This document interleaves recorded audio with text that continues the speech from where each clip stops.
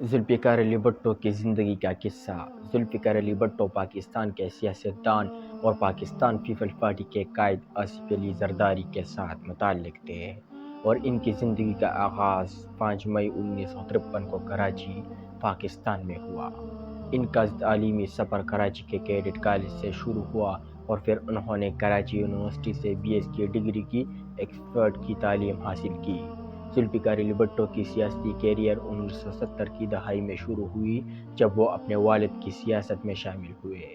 انہوں نے سندھ پارلیمنٹ میں شامل ہو کر سیاسی کارکن کی حیثیت سے کام کیا اور بعد میں انہوں نے نیشنل اسمبلی کے لیے بھی کام کیا۔ ذوالفقار علی بھٹو کی سیاسی کارکردگی میں اہم لمحے شامل ہیں جب انہوں نے پاکستان پیپلز پارٹی کی تشکیل کی اور ان کے قائد آصف علی زرداری کے تحت پارٹی کے اہم کردار ادا کیے۔ وہ سیاست میں اپنے والد کی مانند بڑے حوالوں میں شامل ہوئے اور عوام کے مسائل کے حل کے لیے کام کرتے رہے۔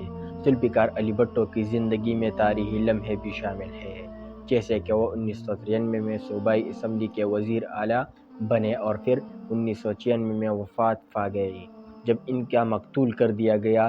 ذوالفقار علی بھٹو کی زندگی اور سیاسی کیریئر کی کہانی پاکستان کی تاریخ میں اہم کردار ادا کرتی ہے اور وہ ایک معروف سیاستدان کے طور پر یاد کیے جاتے ہیں۔ ذوالفقار علی بھٹو کی زندگی کی ایک مختصر جائزہ۔ ذوالفقار علی بھٹو 5 مئی 1953 کو کراچی میں پیدا ہوئے۔ ان کی تعلیم کراچی کیڈٹ کالج سے شروع ہو کر کراچی یونیورسٹی میں BS کی ڈگری حاصل کی۔ ان کا سیاسی کیریئر ان کے والد کے قائد ملک کرم علی کی تائید اور ہدایت میں شروع ہوا۔ ذوالفقار علی بھٹو نے پاکستان پیپلز پارٹی کی بنیاد رکھی اور اس کے قائد آصف علی زرداری کے تحت اہم کردار ادا کیے۔ ان کی سیاسی کارکردگی میں وہ سندھ پارلیمنٹ میں بھی کام کرتے رہے اور پاکستان کی سیاست میں اہم حصہ بنے۔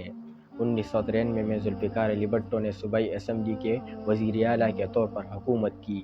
ان کی وفات 1996 میں ہوئی جب ان کو قتل کر دیا گیا۔ ذوالفقار علی بھٹو کی زندگی اور سیاسی کارکردگی پاکستان کی تاریخ میں اہم ہے اور وہ ایک اہم سیاستدان کے طور پر یاد کیے جاتے ہیں۔